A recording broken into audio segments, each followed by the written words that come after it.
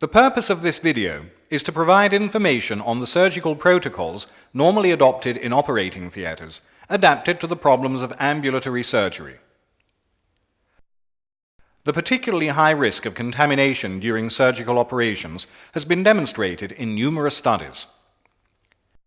To reduce these risks, we need to create protocols that define suitable operational procedures. The aseptic technique is a valid tool that can be used in the design of these protocols. In oral surgery, and particularly in implantology, an incorrect aseptic practice can seriously compromise tissue regeneration and later implant osseointegration. The use of procedural kits allows for better organization of the operation and safeguards against undesirable variations in the protocols. Omnia wishes to share its own experience in the customization of surgical kits that respect the techniques and needs of the surgical team.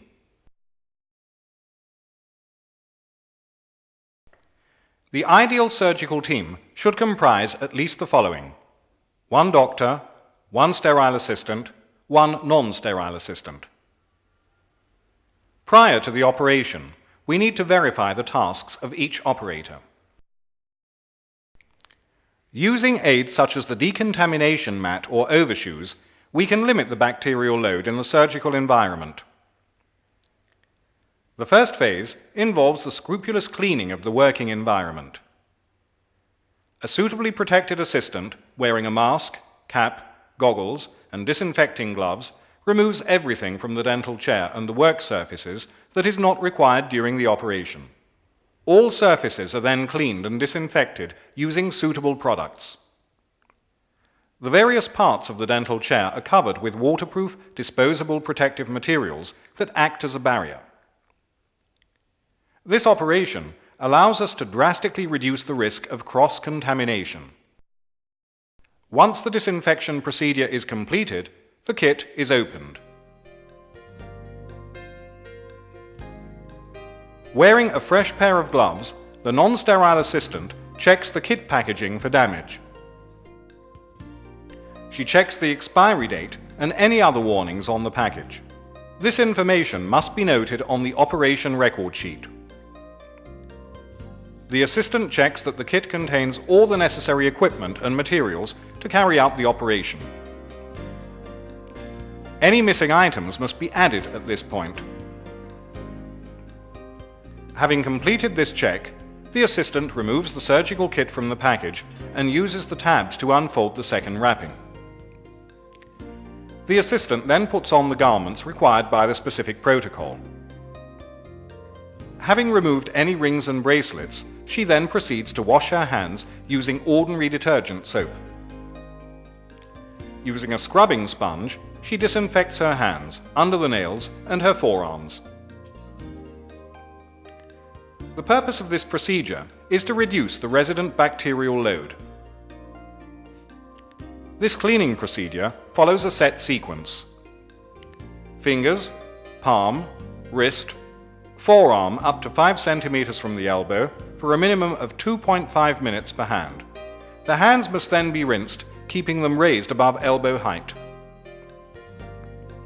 From this point on, the assistant must not touch any contaminated object, otherwise she will have to scrub up again. The washed assistant takes a sterile towel and dries herself. With the help of the non-sterile assistant, she starts to dress. First, she takes the surgically folded gown from the packet. She puts her hands into the armholes, taking care not to touch the outside of the gown. She slides arms into the gown, keeping her hands inside the cuffs. The non-sterile assistant fixes the gown, at the top with the Velcro and at the waist using the internal ties.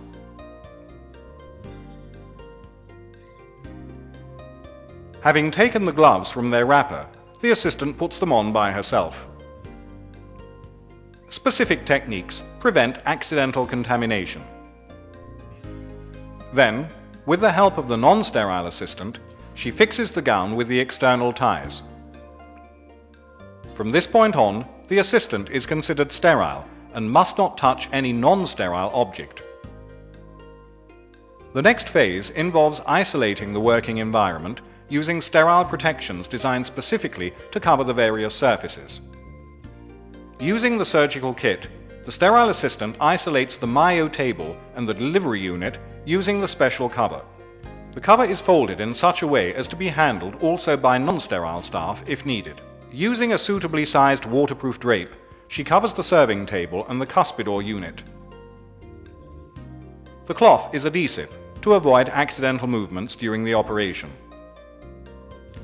The absorbent side stops the spread of any contaminated liquids. Using a transparent waterproof adhesive drape, she isolates the physio dispenser and prepares the cooling systems. She inserts the infusion tubing with drip adjuster into the peristaltic pump and connects the pipe to the terminals of the micromotor, fixing it with clips.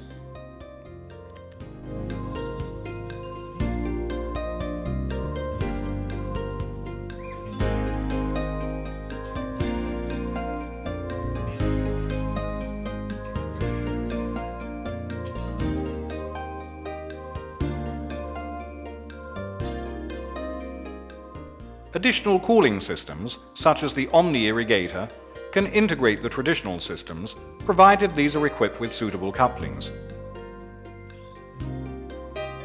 The Omni-sleeve inserter makes it easier to fix the sheath onto the cables and suction pipes. She fixes the sheath to the micromotor with the elastic band. The special safety pouch, which can be attached to the work surfaces, avoids the dispersion of contaminating materials around the operating room.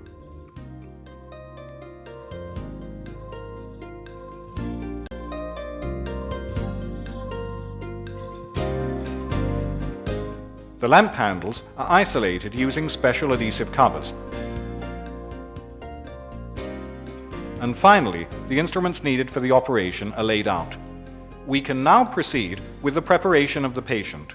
The aim must be to isolate the operating field from potential external contamination. The patient is hooked up to a pulse oximeter that monitors the parameters during the operation. Using the special kit, the assistant disinfects the skin around the oral cavity, starting from the lips and moving outwards.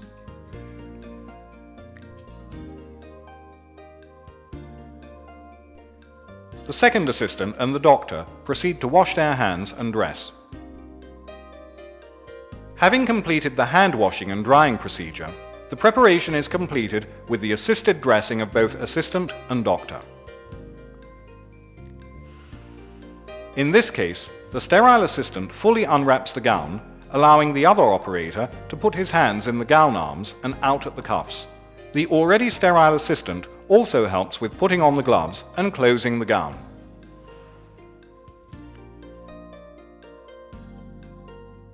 Areas where sterility is particularly important. To create surgical environments, we must use materials that guarantee the isolation of the patient from the surrounding environment. Non-woven fabric was designed specifically to create the required barrier effect.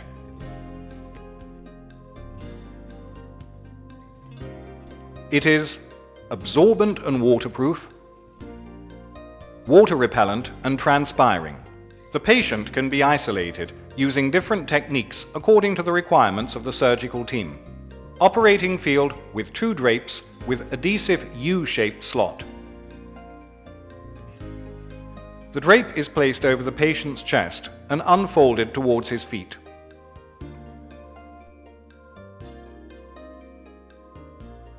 Having removed the protective strips from the adhesive side, the drape is fixed along the patient's face and the adhesive tabs are joined at the back of the neck. The head drape is placed with the adhesive strip on the forehead and then unfolded backwards over the head.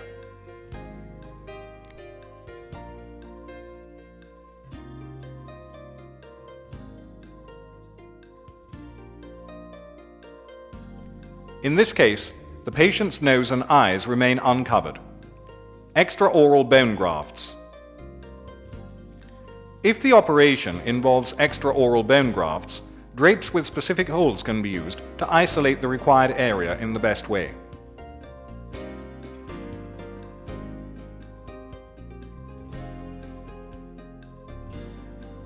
Operating field using monodrape and adhesive hole. The drape is placed over the patient's chest and unfolded towards his feet. In this case, the patient must be attached to a suitable oxygenation and monitoring system. The protective strips are removed from the adhesive and the drape is fixed over the face. The sterile field can be integrated using a transparent incision drape.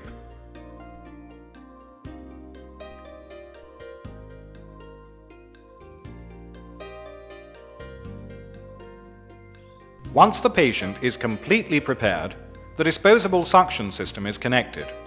The slotted drapes stop the cannula from being accidentally dropped and consequently contaminated.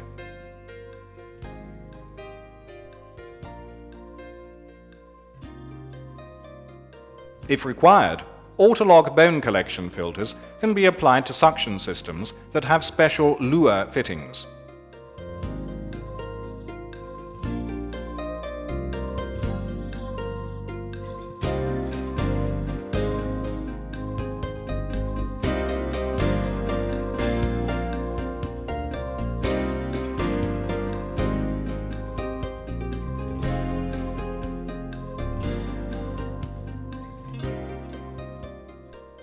At this point, the environment has been correctly isolated, and the team can now move on to the surgical phase. Once the operation is over, the highly contaminated materials, such as gauze, pads, and filters, are sealed inside the specially marked pouch.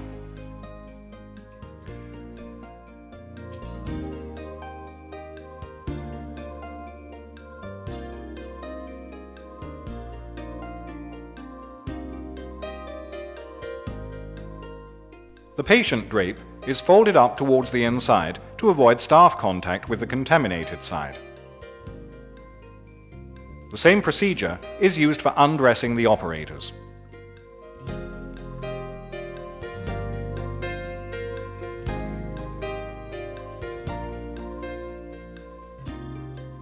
The gloves must be removed, avoiding contact between the external side and the skin.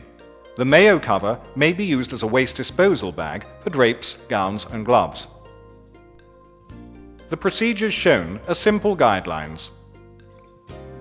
With the same main aim of creating an aseptic environment, your own experience may require a modification of the protocols. Omnia is specialized in the manufacture of customizable sterile sets designed for the specific needs of the surgical team.